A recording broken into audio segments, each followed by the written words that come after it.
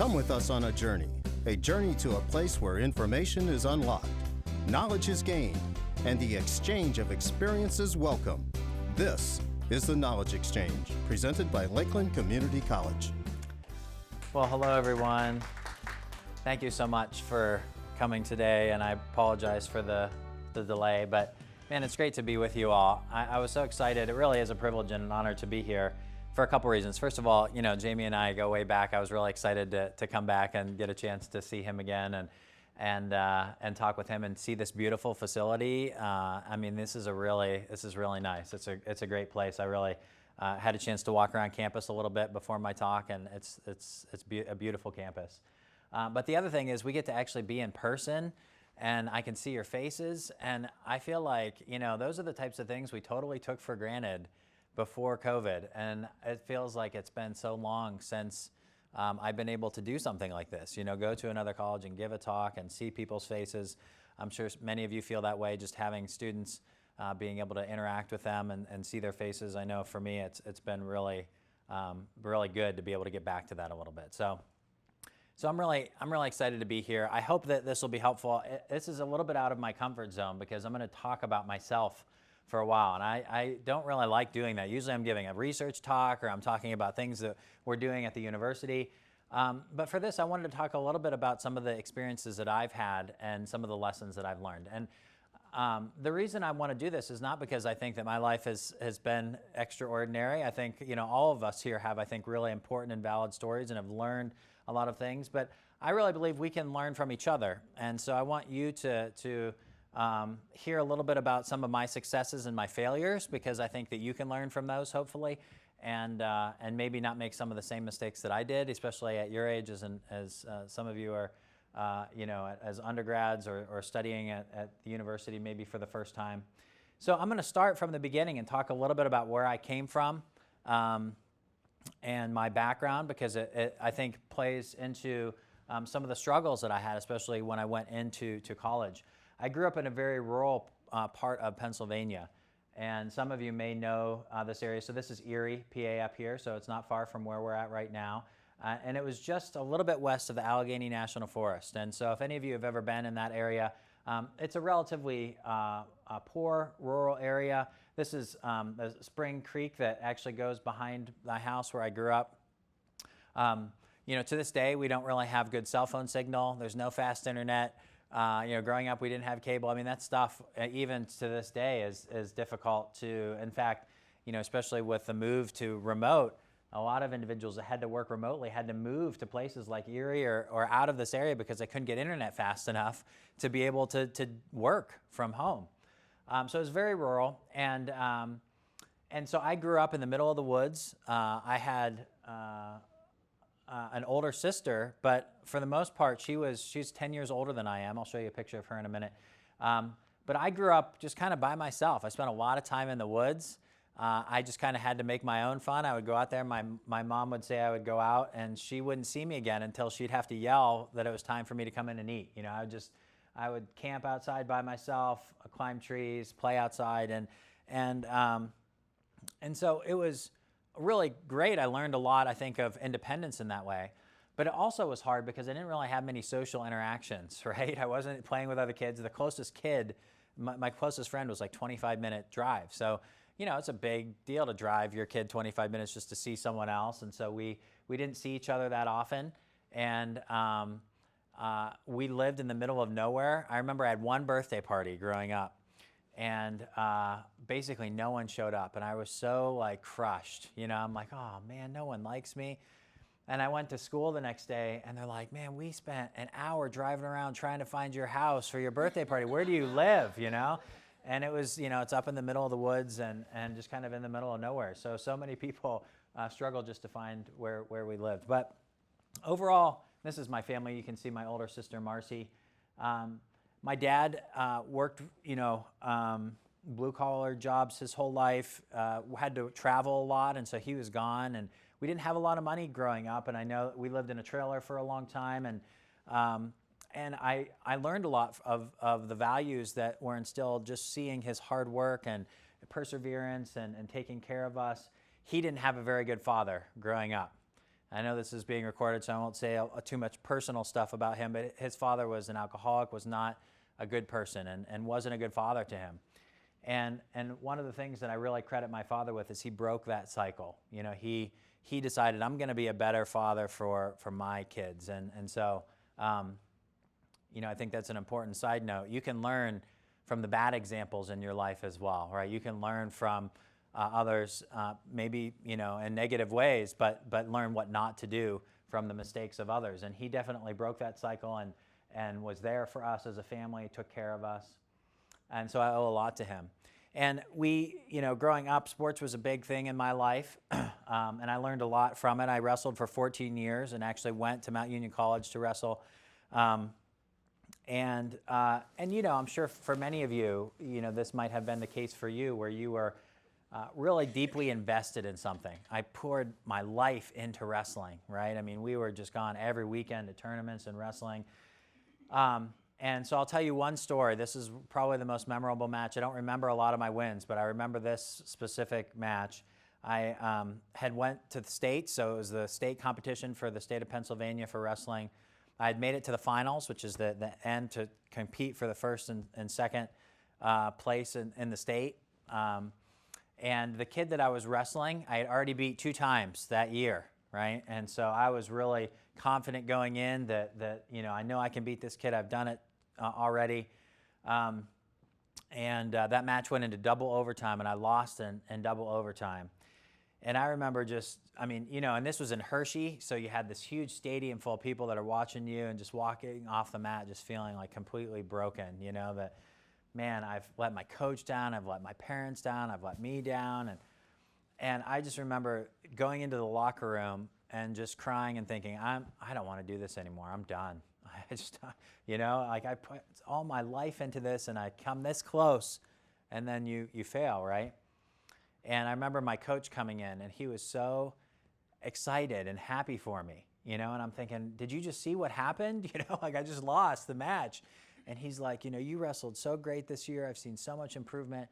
And he's like, look, when you encounter these failures, you have a choice to make. You can either decide that you're going to give up, right, that this is kind of it, and you can choose to go that route if you want to, or you can look at this as an opportunity to grow and to get better. And so that loss taught me so much. I don't remember, again, most of my wins, but I remember that loss and just the lessons that you can learn from failures, that a lot of times these are opportunities for you to grow. And this, you know, is a sports example, but I'm sure all of us have at one point or another fallen short of our goal, right? We maybe worked so hard and almost got there, and we fall short. And we think, man, can I even do this, right? Do I even want to do this? What am I doing this for? And so it really forces us to look inward, but I just want to encourage you to look at those as opportunities to grow. It completely changed my view of how I, you know, looked at the losses in life. Now, a couple years later, and this was when I was around 11 years old, my father came to me and he said, how would you like to go to Alaska? And I didn't know really where Alaska was, but I'm like, okay, you know, I'll go.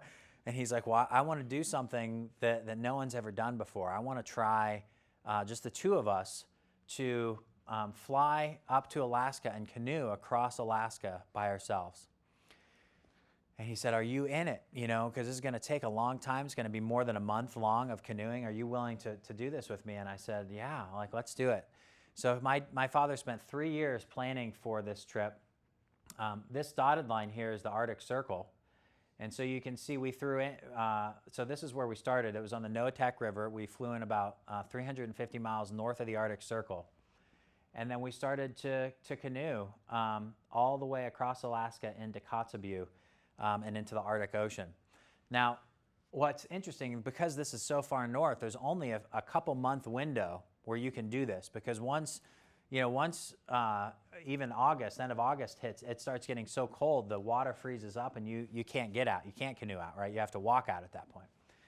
So we had this short window in order to do this. And he, you know, spent so much time in preparation, getting topographical maps for our entire trip and planning. And this trip was an incredible experience. I don't know if these videos are going to work. I'm going to try playing them. But what I'm going to show you, if this works, is so we actually had some wolves growing up in the middle of nowhere. We raised some wolves at a couple different points growing up, and they would howl a lot. And I would try to mimic what they would do, right? So I'd howl back to them and just kind of mimic whatever they were doing. And when we got to Alaska, my dad's like, you should just try howling, see what happens, And I'm like, really? Why? It's kind of weird. And he's like, just try it, see what happens. So I'm not sure if this video will work, if the sound will work, but let me try it here. So that's me.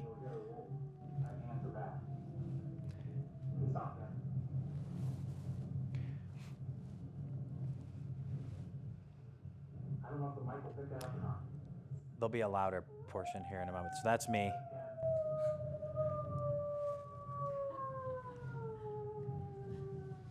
Now you can just be quiet for a while. Let's let the mic pick up.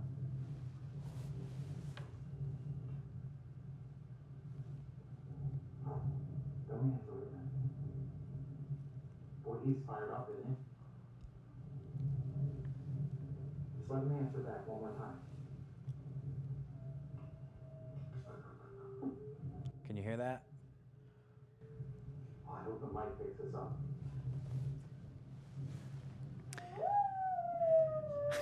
That's me. Okay,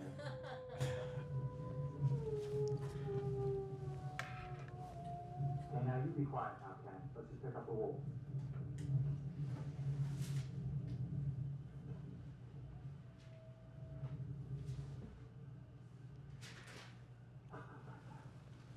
When he is fired up, it seems like he's moving in on us.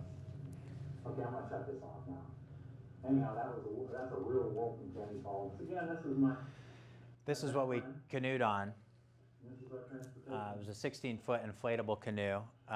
You couldn't fly a hardshell canoe into that area with the flight planes, but and so that's what we canoed on. So anyways, to make that, that wolf pack actually did come in. We called them in. I don't know what I was saying to them, but they were either really happy or really upset with us.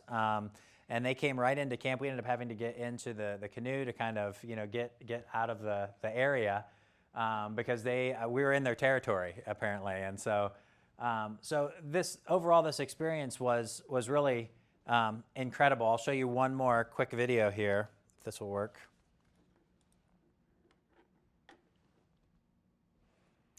I think it might be frozen. There we go. Okay. Up there, again, where we were about, there was no one anywhere near us. The closest Eskimo village was about 350 miles away. And so we were seeing animals that had never really seen humans before, right? And so up there, the caribou would come right through our camp. We'd get up and we'd be cooking breakfast, and they would just come right beside us, and they'd be followed by wolves, just kind of picking off the stragglers of the group. And so you can see this herd of caribou that came right into our camp. Well, they're really coming close now. Look at that figure.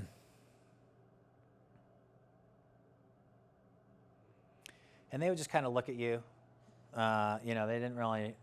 They weren't fearful of us. They just were kind of curious, like, what are these things I've never seen before? Sometimes we would actually have to wait in the canoe while they would cross, because hundreds and hundreds of them would be crossing. We just have to sit there and wait until they would get done to be able to keep going down the stream. We had one night, this is our food bag. It was about 80 pounds. And, that was our life up there, right? If we lost our food bag, then we had to hunt to survive. So my dad, and I don't think you can see it in this picture, is on the other side. He tied a big cowbell to it, right? And he put it close to our tent. And I remember up there, it didn't really get night, because we were so far north, it would just kind of get dusk, so it'd get kind of twilight at night.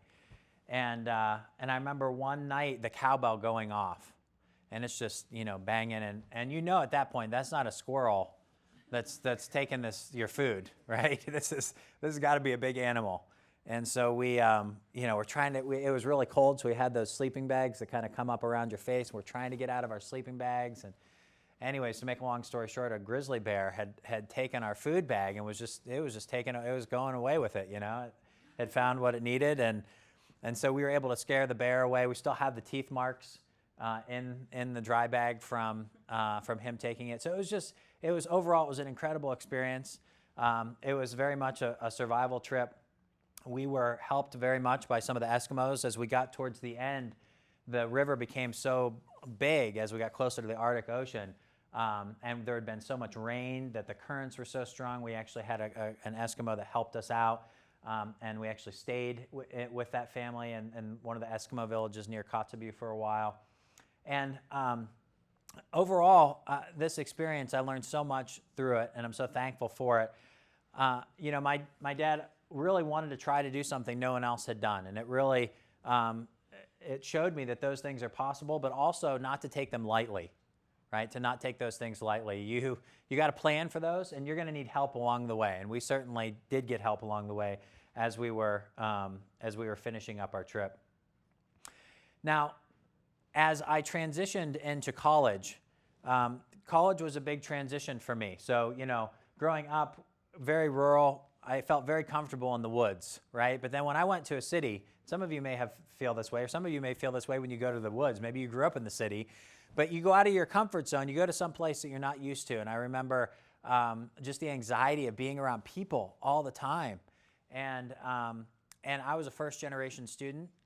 No one in my family had been to college, even my sister. She later actually ended up a couple years ago going back and getting her nursing degree. But at that point, you know, no one else in my family had ever been to college. And so it was a big transition for me. And there was an opportunity for me to study abroad in Australia. And that experience probably impacted me more than almost any other. I was traveling there by myself. I was going someplace where I didn't know anyone. I didn't have any idea of kind of what I was getting into. But it forced me to kind of go out of my comfort zone, meet new people, do new things. And so it was an awesome experience. I learned to surf out there. I traveled around Australia and Tasmania, met some great people that I still keep in touch with to this day. Went skydiving, climbed these glaciers. We visited New Zealand, and I traveled all around New Zealand by myself in a camper van. And I also actually had an opportunity to travel up the Yasawa Islands in Fiji. And that was really an incredible experience as well. Because again, you know, you're interacting with people that don't speak your language, that don't know you necessarily, and have very, very different cultural backgrounds. And I stayed with a family there that was so kind and giving towards me, and just helped them around the house with various things. They taught me about their culture. I want to tell you one quick story, and these are the types of things I don't often tell people. In fact, I haven't even told a lot of my closest friends some of these stories because they're not the types of things that come up, right? So let me tell you this one story. I was invited by a man in the tribe to come come to the tribal meeting of their village. And I was told later that was a really big honor to be invited to that, right? They don't usually have outsiders come to these tribal meetings. It was all the men of the village, the elders. And so I was really kind of nervous about this. I didn't know what to expect. And we kind of all sat in this circle. And thankfully there was someone there that could kind of translate a little bit for me. And he said to me, they're going to pass this coconut around. He said, when it comes to you, whatever's in it, drink all of it. If you don't, it's going to be seen as being disrespectful. So I'm like, okay, So I obviously didn't ask a lot of questions. We're just kind of sitting there, and I was sitting next to like the main elder of the tribe, and he started with the coconut, and I didn't know what was in it. He drank and passed it around all the way till it came to me. And I was watching everybody as the coconut's going around. They're just taking these little sips, right? Just tiny little sips. So by the time it gets to me, I'm expecting it to be mostly empty, but it's like, 3/4 full, okay? And I'm like, man, what is this stuff? It just looked like dirty water is what it looked like. And so I just chugged what was in this coconut, and it tasted like dirty water. In fact, you could taste kind of the grit, the tiny little rocks in it, and it was like, man, I mean, it didn't taste like terrible, but it just didn't taste very good. It tasted like dirty water. And so I'm like, what just happened? What was that stuff? So they start having their meeting. Well, all of a sudden I start notice that my lips starting to feel numb. I'm like, well, that's kind of weird, And then all of a sudden my mouth starts to go numb, and then my tongue, and then it starts to spread down my throat. And at that point, I'm freaking out, right? Because I'm convinced that they like drugged me or something, and that they're going to roast me over this fire in a couple minutes. So my heart rate starts going up, starting to spread down into my chest. Soon my chest is numb. And I had my escape route planned. I mean, I knew where I was going to go. I was going to run until I couldn't feel my legs anymore. I was just going to get out of there, right? Well, obviously, there was no ill intent there. I found out later, in fact, it wasn't until I went back to the main island, and I was able to talk with someone in English, that they explained it to me, that it was called kava. And it came from a root of a plant that was local to the Yasawa Islands. And they grind it up in water, which is why it tasted like dirty water. It's literally a root that they kind of ground up. Well, here I found out it was an analgesic. And years ago, when the warring tribes would come together to have their meetings, they would drink it because it would calm everybody down, right? And so it would aid in the facilitation of the negotiations between warring tribes. That information could have been helpful to me, though, going into there. But those are the types of experiences that you have, and it really enables you to gain confidence that I can go outside of my comfort zone. I can do these things that I didn't think that I could do, right? I can have these experiences. And so it gave me a lot of confidence just in myself that, coming from a very rural part of Pennsylvania, that I can kind of go out of my comfort zone and do some of these things. And so I got accepted as a graduate student at Carnegie Mellon University. And I struggled in different ways when I went to Carnegie Mellon. Not only was it in a big city, so for me that was a big city, right? For some of you, Pittsburgh is like you wouldn't even, that's not even really much of a city, right? Nothing compared to some of the larger cities in the world. But for me, I mean, just driving in, seeing the buildings was like anxiety inducing for me. It's like, wow, where am I? I don't even know how to get around here. Has anybody ever heard of imposter syndrome before? Okay. I struggled a lot with imposter syndrome in graduate school. And the reason why is, I came from Mount Union College. Carnegie Mellon was full of a lot of smart people, just like here. And I came into a graduate program in neuroscience without ever having taken a neuroscience course at Mount Union. And so I'm going into this program where most of my other colleagues, most of my other peers, some of them were neuroscience majors, right? They had majored in neuroscience. They had taken all these courses on the brain. I had never taken one. And I went into there just completely behind. I'm taking these graduate level neuroscience courses, and I hadn't even had an undergraduate level course. And so I felt very unprepared. I felt like they had made a mistake when they let me in. And that any day they were going to figure it out, oh man, he hasn't even taken any, these courses. Why did we let him in here, And they were going to get rid of me. I remember in my first couple months there, there was one course that I felt like I should be good at. It was called an advanced biochemistry course. And I had taken a bunch of biochemistry courses at Mount Union, and so I felt like I can do this. This is one course I should know.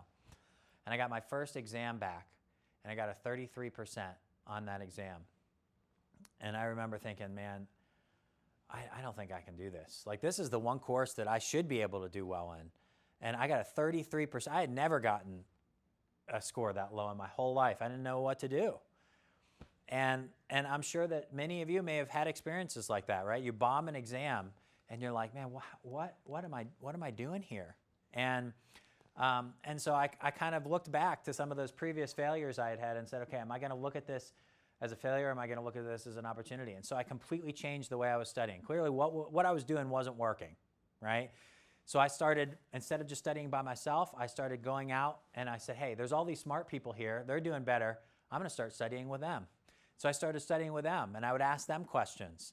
and I was learning from them, right? And all of a sudden, after a while, they were learning stuff from me too. We were kind of going back and forth on some of these questions, and I learned that you have to change things up if things aren't working a little bit, and that really helped a lot. I learned so much from my peers at Carnegie Mellon. My research in neuroscience was focused on the brain and specifically sensory systems. So how does the brain process sensory information that we're getting in? And we chose a circuit in the mouse brain because it's something that's easy to, we can actually record from neurons in the mouse brain. And what we would do is we would expose them to a really strong sensory, in this case, pheromone. So mice detect pheromones. It's a huge part of how they interact with each other and drives a lot of their innate behavior. And so we would expose them to really strong concentrations of this during their developmental periods and see how does this impact the brain and the wiring of the brain and the connections of neurons between neurons in the brain when they're exposed maybe to more sensory experience than mice that might be deprived of that sensory experience. And so we learned a lot from that. And again, I always felt like I didn't know what I was doing, but I asked a lot for help. There's a lot of great people that helped me throughout this process, and this was really overall a great experience for me. And so the main takeaway from this is, and maybe there may be someone in here that's struggling with that at times, right? Just feeling like you don't belong wherever you are. And so my advice to you is don't let that imposter syndrome consume you, right? And continue to work hard. That was a great experience for me overall because I learned that I can learn so much from the people around me and that it's okay to ask questions, right? That's not a sign of a weakness. That's a sign of strength to be able to go and say, hey, I don't understand this. Can you help me, right? And that was a really valuable skill that I learned as part of graduate school. So, I learned a lot of these lessons. I've talked about these, learning from failures, not being afraid to do something that no one else has done, and recognizing that's a significant thing, that you're going to need help along the way. To not be afraid to get outside of your comfort zone, to not let imposter syndrome consume you. And so these lessons that I learned, I tried to take into my career. And I still remember the day that my advisor came up to me and he said, would you be interested in traveling to the Middle East to teach there? He said, I want to send you to Doha, Qatar. And I had absolutely no idea where Doha, Qatar was. I thought it was maybe like close to Europe, I had no idea, right? And so I had to go and Google it and look it up on the map. But I think because of the experiences that I had growing up, especially that experience studying abroad and kind of going outside of my comfort zone, I said, hey, I'm willing to try this, right? And my wife and I had just gotten married, my wife Jen and I. And so I said, are you willing to do this with me, to go and live in the Middle East? I don't know how long we're going to be there, but it's not going to be something we're just going to be there for 6 months or a year. We need to commit to this. And so we did. And this is the campus. This is the building of Carnegie Mellon University in Doha, Qatar. So Doha, Qatar is a peninsula off of Saudi Arabia. Okay, so it's a very small country right in the Arabian Peninsula.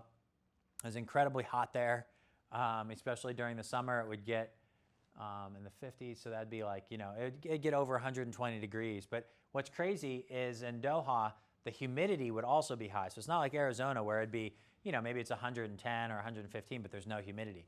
There it would be 115, but then it would be 70% humidity. And you just walk outside and your glasses would immediately fog up and you just immediately start sweating because it was so hot, it was so humid. And so it was a difficult place to live, but we started to build connections there. And originally they had brought me out there to teach some neuroscience, some biology courses to students who were business students or computer science students that just needed to take a science elective, right? Well, before I left, my boss came up to me and said, well, Sheikh Amosa, who runs the country in Doha, Qatar, heard that we have a program in biology. They want us to start a biological sciences program in Doha, Qatar. And I'm like, okay, so what does that mean for me? He's like, well, I want you to start that program. I'm like, okay, you mean in a couple of years? And he's like, no, this August, we're gonna start. This was like May, right? And I'm like, are you serious? At this point, there was no faculty except for me. There was no staff. There was no students, right? We didn't even have students at that point, and that was my first question. How do we even know anybody who wants to be a biological sciences major in Doha, Qatar?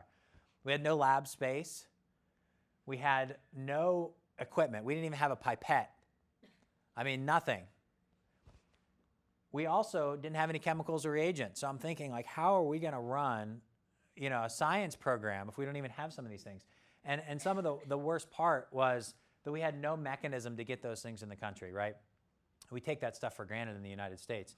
I'm sure for your lab courses, you can go out, you can order chemicals online, it'll be here in a day or two, right? But here, we had to get things into the country. No one had ordered and brought chemicals like that into the country. And so they had to go in through customs, and the customs is looking at this saying, what the heck is this stuff? And why are they bringing this into the country, So, so we had to establish all of this, and I was the only scientist on the ground at that point. And so it was incredibly overwhelming. And so I thought, am I willing to do this? No one's ever done this before. No one's, started a biological sciences program in this country, but let's do it, right? Let's go out of my comfort zone. Let's learn from my failures. Let's get help. And that was the biggest thing. We got so much help. We got to work, right?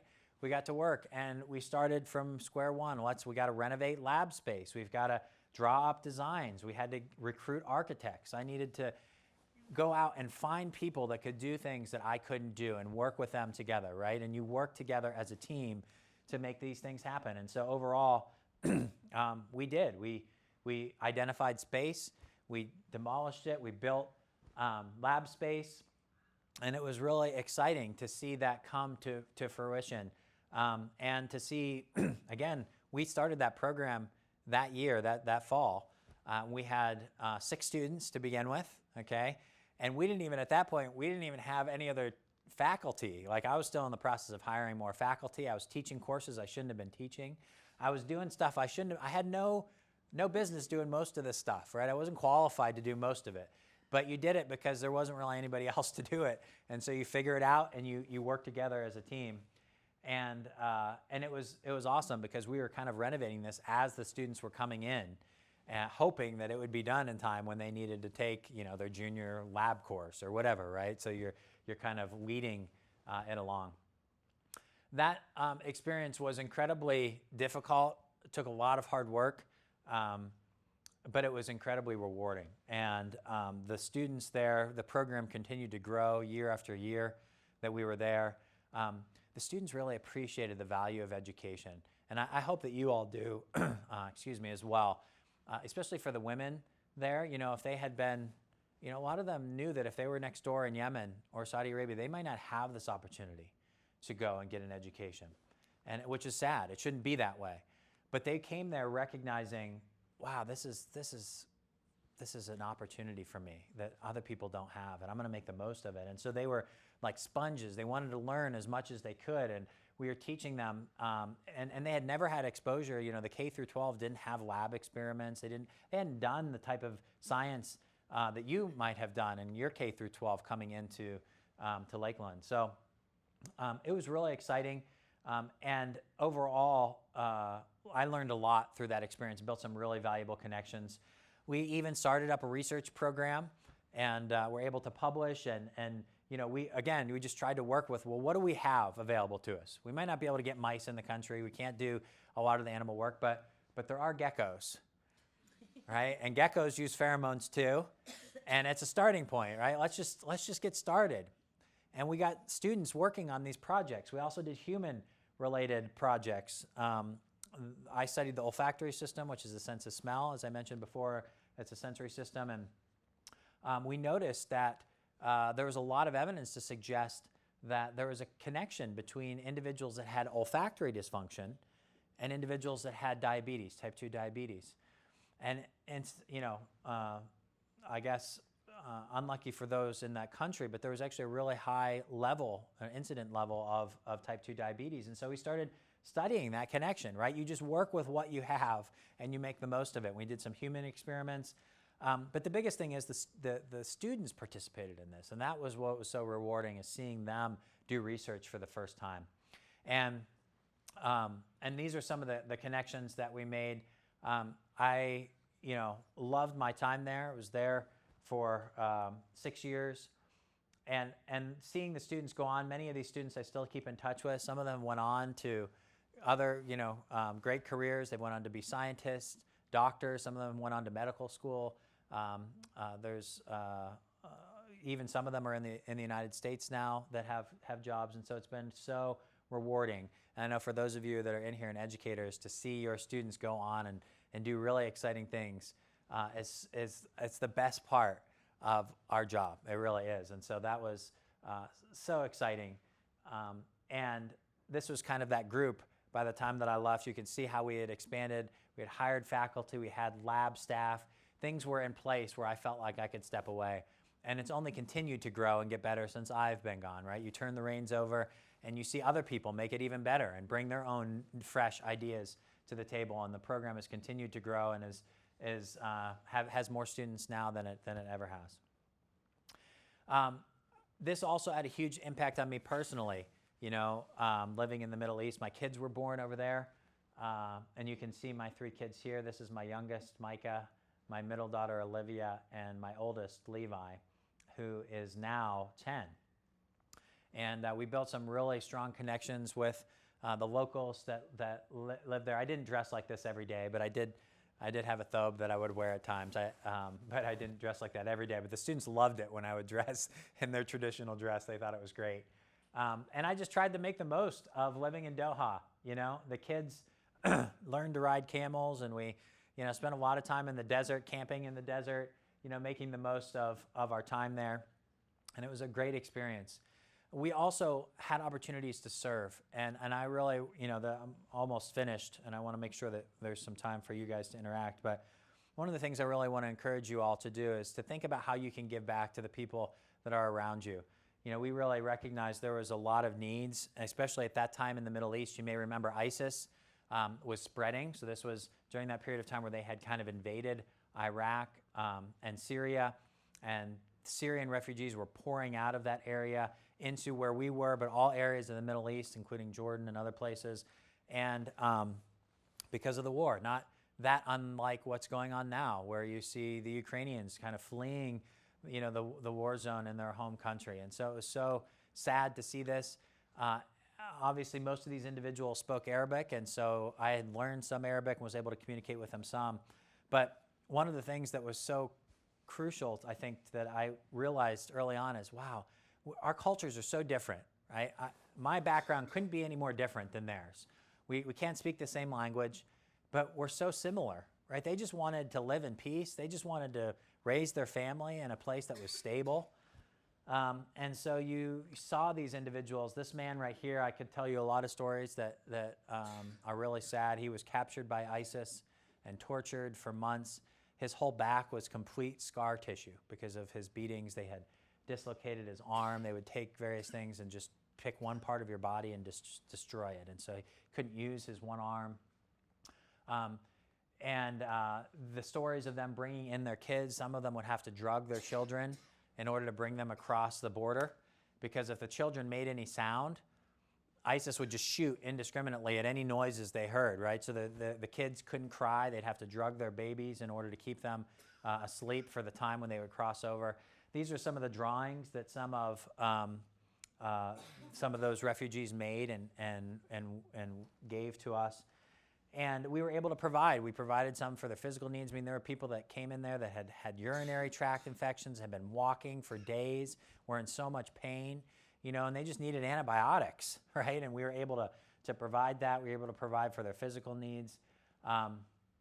And so doing that together as a family and seeing my kids play with their kids and give them toys and just see those connections was, again, probably one of the biggest impacts that I've had and that has been had on me, especially during my time in the Middle East. It was really an incredible experience, and really want to encourage you to think about ways that you can give back, because it's amazing how you give to others, but it impacts you in many cases even more than it does the person that you're serving and giving back to.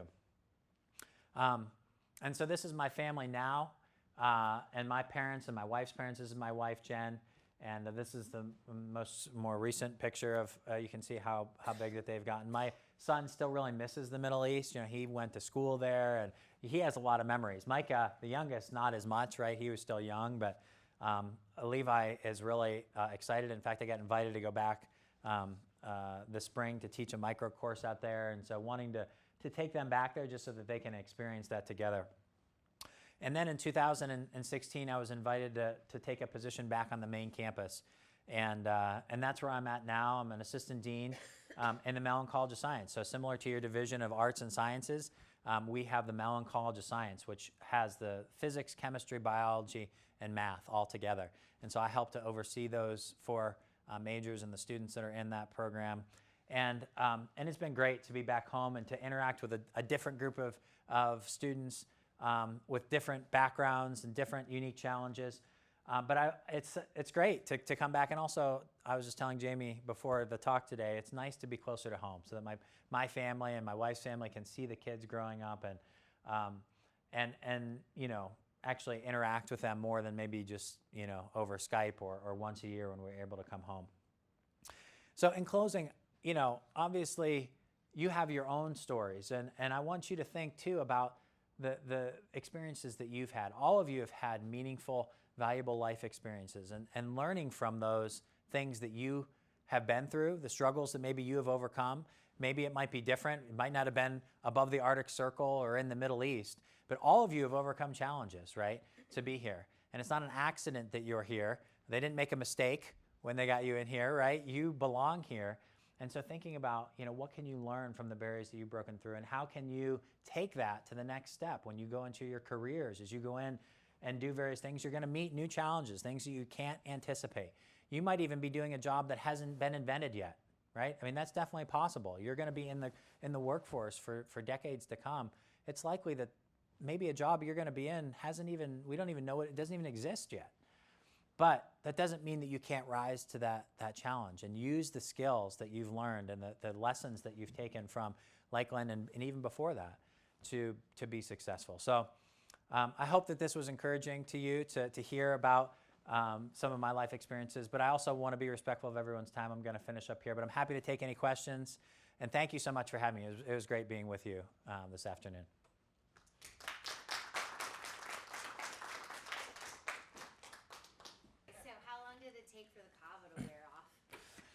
Yeah, I know. Well, I think that's why people were drinking a sip of it, because I took such a large dose. It took hours for it to completely go away, because it started really quickly and spread quickly. I mean, it was really scary. It was a scary feeling because you didn't know how much further it was going to go. Like, you know, I mean, it stopped kind of just in my torso, my upper chest, but you don't know, right? And it was scary. So yeah, it took hours for it to wear off, and.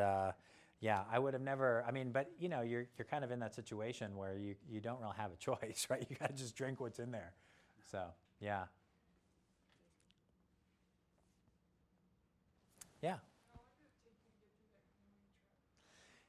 Yeah, great question. So it was a little over a month. So we, you know,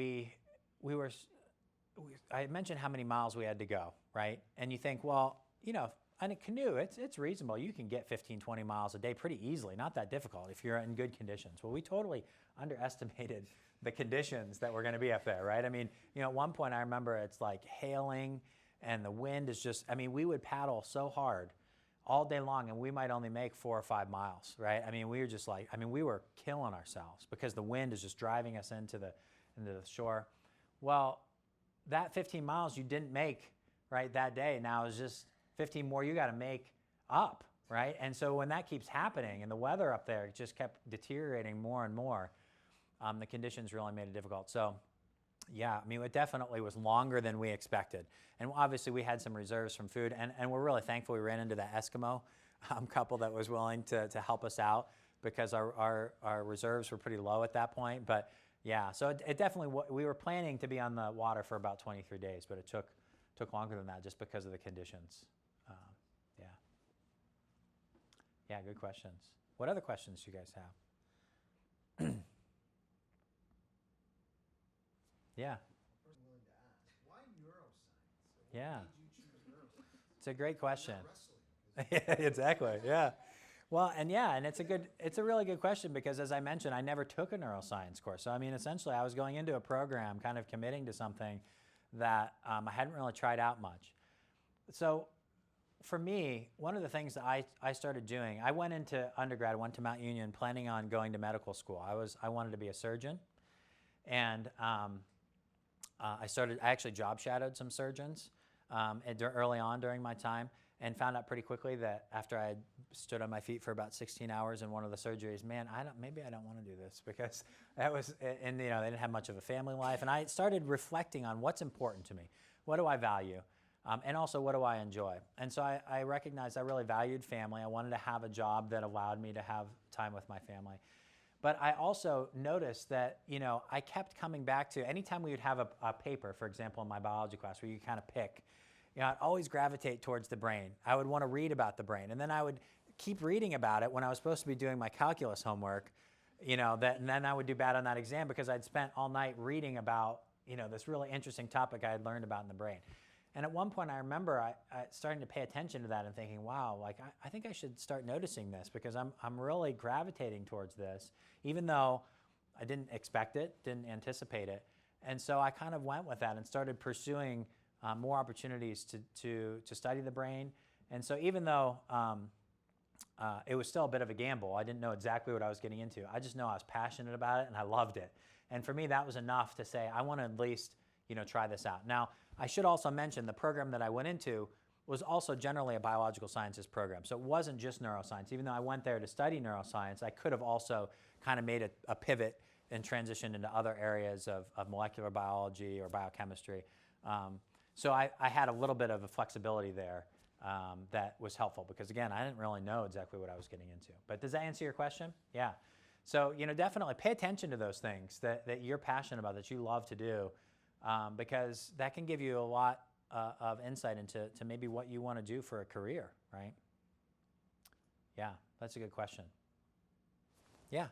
You've had all these adventures, so my question is, what's next? Right, I know. Yeah, I've thought about that, and my wife, it's funny when she looked at these slides, she's like, "Man, I can't believe you don't really tell many people these stories, and she's like, do you have any desire to live abroad again?" And we both have talked about it, and we do. I think at some point, I mean, the difficult thing is, our kids are at a stage where it's helpful for them to have that stability and be in the kind of that consistent school district, and we've really enjoyed the school district that they're in. So we definitely want to take that into account. But I think both of us are very open and, in fact, even have talked about the possibility of maybe going overseas again, going abroad for a period of time. I love those experiences. I love meeting new people. I love working with students in particular. And I continue to teach in Doha. And I think that's one of the highlights of my time, is just interacting with those students. They're so passionate about education. And it's so great to see their faces light up. To me, that's so rewarding. So I don't know what's next, but we're definitely open to maybe going out and living abroad again. My wife's up for it, but we might take a little bit of time and let the kids kind of be settled for a few more years before we would make that transition, I think. Yeah, good question. Would you do another survival trip, do you think? Yeah, I know. With your own children? That's a great question, Jamie, because I thought about this. I mean, my son's going to be the age that I went to Alaska in like less than a year. And I thought about that, and I thought, would I feel like capable of taking my son into those conditions? I got to say, and so, to qualify that, I mean, my father is an incredible outdoorsman. I mean, that's where he grew up. That's where he feels at home. And so he was so well prepared. I mean, he feels more comfortable there than he does anywhere else, right? And so I feel like he was so well prepared. But yeah, that would be I don't know that I could do that. And even looking back on it, both of us kind of admitted that was probably a lot what we tried to do, right? We probably would, if we had to do it over again, we probably would have went a little bit shorter because it was tough. At times you didn't really enjoy it. I mean, you were just surviving instead of, enjoying the trip. So if I were to do it, I would definitely make it shorter and a little less intense, because I don't know that I have what my dad has in him. But yeah, it's a good question. Any other questions? I think there's one more in the back, yeah. How did you scare That's a great question. It's a great question. So this is what was so stressful about it is my dad couldn't get out of his sleeping bag. His zipper was stuck, okay? We had a gun with us to protect, well, not only for protection, but also in case we did lose our food. At that point, I mean, we would have to have that in order to survive. And so my dad he was just making so much noise and yelling, trying to get out of his sleeping bag, and I'm trying to help him. And I'm kind of like looking to see, that bear gonna come in here next? Like, I don't know what's going on. Anyways, and so we used the gun, and just the noise that we made, scared him off. He had already drug the dry bag about maybe 100 yards at that point. So he was on his way out, man. He was like, I got what I need. I'm making a break for it. But yeah, so that's how we used the gun to scare him away. Yeah.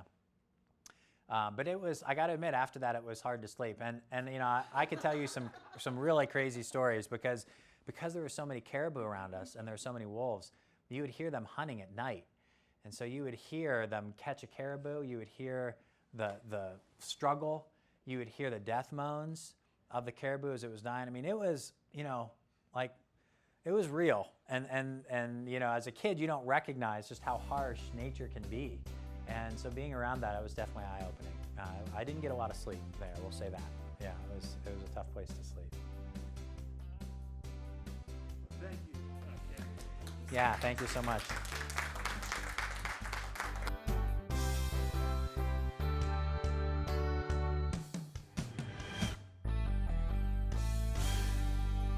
This has been The Knowledge Exchange, a Lakeland Community College production.